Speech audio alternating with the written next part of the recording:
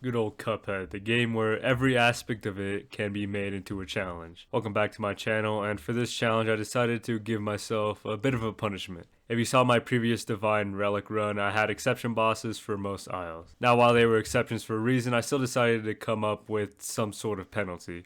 Originally, I was going to fight the devil with one shot only, probably Lobber or Twista, but I ran out of time to actually do it. For the bosses here, I'm not going to use the bosses every Cuphead player thinks is hard, because then it just becomes an echo chamber where I explain why they suck, read off comments like, oh, Dr. Call sucks because I don't like his robot, something like that. I'm going to use the exception bosses for my experiment. Those bosses being Ruby and Croaks, Wally Warbles, Jimmy the Great, Dr. Call, and Mortimer Freeze. Now, while I just said I'm going to use exception bosses, Dr. Call wasn't one in my run, but it felt right adding him. Seeing how he's the Cuphead boogeyman, it makes sense for him to be here. He also gave me the idea for this video, so thank you, Mr. Call.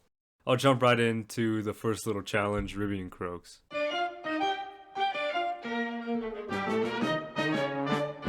These guys gave me hell on the Divine run, so they came back for round 2. The challenge I gave myself is to beat these guys without jumping. 1, because they're frogs / toads, and 2, because I noticed when I fought them for the challenge run, I jumped a lot. Way too much to the point where I didn't even need to jump. Taking away that crucial move proved to make this fight more annoying than hard. I'm not going to go every single stage in this fight because I don't want to make another 30-minute episode about me going on about bosses. So I'll just go over what made each stage hard.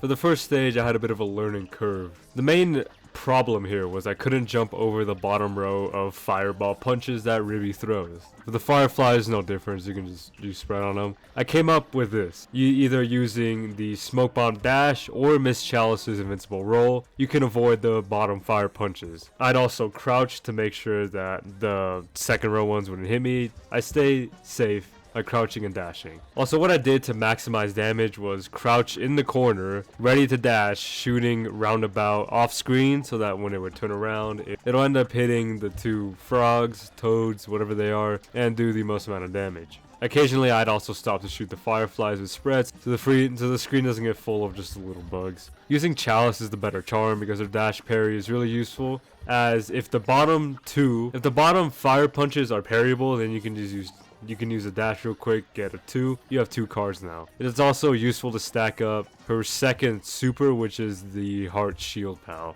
But stage 1, this was the only issue. One of the only issues in the whole fight that stayed pretty much consistent. Stage 2 is a bit harder due to the fan constantly pushing, so dodge rolling or smoke dashing towards the punches sometimes lands you right into Ruby, right into his gut. The dash parry does help get rid of the fireball sometimes, but rarely is it actually on the bottom row, at least when I played. The Saturns aren't a problem, because I mean, you don't need to jump for those. Since you can't get to the lever without jumping, that's the only reason I'll jump in this fight. The final stage is where the challenge nearly gets impossible. Out of the 3 attacks, the bull lasers is the only one that's actually playable, or you can actually get it done. I use the same trick here from stage 1, crouching in the corner and shooting roundabout off screen. The lasers most of the time seem to shoot up, so the dodge roll is rarely needed. The other 2 are borderline impossible. The tiger platforms move too fast for you to keep rolling or dashing effectively, and the frog platforms are just, they move too fast to even like react. Unless you get on top of one, but that would either require taking a hit or jumping. I did think of that, trying to force myself to take a hit so my character would move up and then I'm on top of the platforms. I didn't get to do that obviously, but I still managed to get lucky and finish the stage and the fight. The lucky roll I got was 2 bulls and then a tiger, and I managed to beat it with an A rank. Not bad for what I thought would be maybe like a D at most.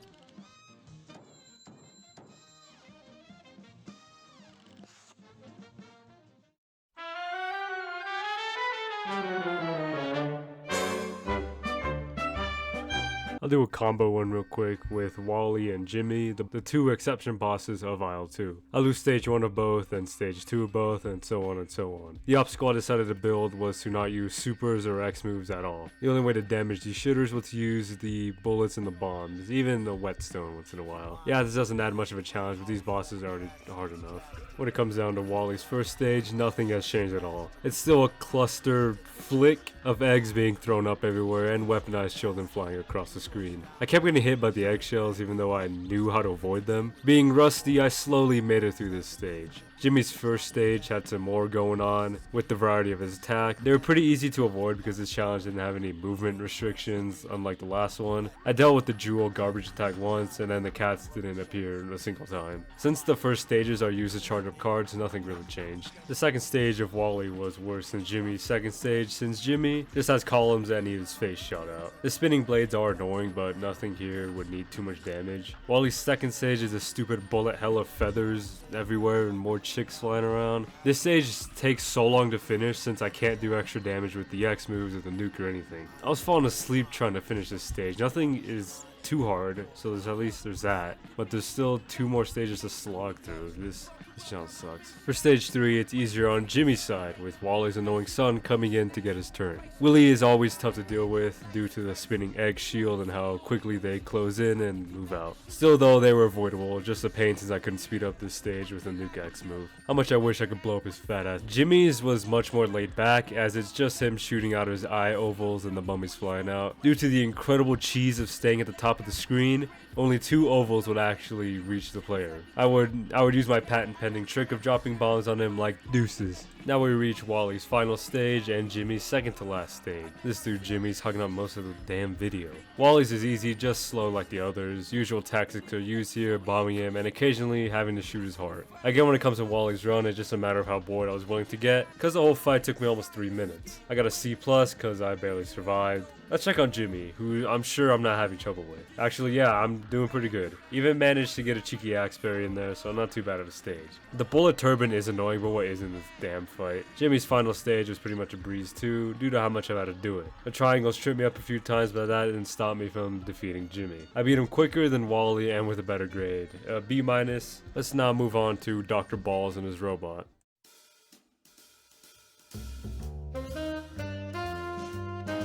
Dr. Call is the boss that inspired me to make this video, so I'll give him the credit. The way his first stage works got me thinking if there were any other ways to make bosses harder. There sort of were, but for Dr. Call, his challenge is more based into the 3 attacks that you can choose to deal with. After playing through and experimenting for a bit, I came up with the order that would make the first stage as hard as possible for me. This is my opinion, so if you have a better way, please let me know. I think that destroying the chest hole to activate the arms, then destroying the gut to get the nukes, and then finally getting rid of the laser would make it as hard as it can be for me anyway. Okay, so this is me a bit later, but I realized that destroying the laser might have given me a bit more of a challenge because of the amount of bolts that can be shot out, but I really don't think it'd be that much of a difference realistically. An extra cherry on top of this festering Duke pile is I can't use any X moves or supers, so I'm really just slowing down this fight just for the sake of slowing it down. It's harder here than the Isle 2 fights because in the final stage, the longer it goes on, the less careful I get. It might just be my growing impatience, but I cannot stand how long this stage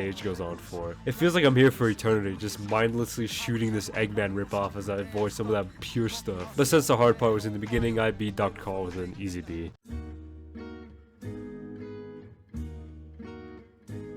Mortimer, my #1 op in Isle 4. More than Salt Baker, more than the Moonshine Mob. This Mortimer. I'm not even gonna get into what he put me through. In the Divine Run, he dragged me through Luna's belly, but this time he's gonna drag me through hell. This fight was challenging enough, so what was the roadblock I installed? Watching through the Mortimer fight, I saw how the variety of shots I had helped me through the fight. I could use whatever shot I really wanted here. I limited myself to 3 shots. First I had spread and pea shooter, then just pea shooter. Then I changed over to converge as a nice mix of the two. The first stage was only difficult when I was using the pea shooter. The pea shooter was difficult because of how much more his fat ass swayed back and forth. The way his icicle children fell pissed me off too. I always got hit even though I moved away from those things. Spamming the X move sorta helped. It still ended up taking way too long to finish this stage. Spread and converge were easier just due to the spread they both have, giving me more chances for shots to hit.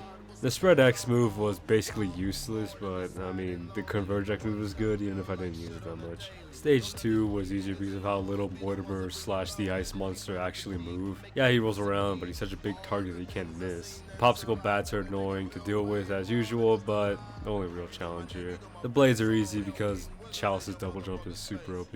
Stage 3 was just a bore at this point because the fight had gone on for so long. Even though I could use X moves, they had no effect on this horrifying snowflake. My super is useless because I had the heart buddy, you know, for extra health. I don't know, I guess I just wanted to use it here. Even though 5 hearts is a bit of overkill, most runs I would end up losing more than half of my health in the first stage alone, just from those icicle things. I will forever hold a grudge against these little pieces of shit. Mortimer did end up dying because Converge is just that good. Also me. I'm that good. I beat Mortimer with an A+, and considering how long it took, that's a pretty generous grade. But that ends this little trip back down memory lane to these bosses, and seeing how hard I could really make them. While these bosses weren't the hardest in the entire game, I used them because of the exception I put on them. If there are any ways to make any other bosses harder, or just like a general way to make the whole game harder, let me know. I would like to make this, not a series, but maybe I'd redo this video with some other different bosses, I don't know. I got nothing else, so goodbye and stay safe.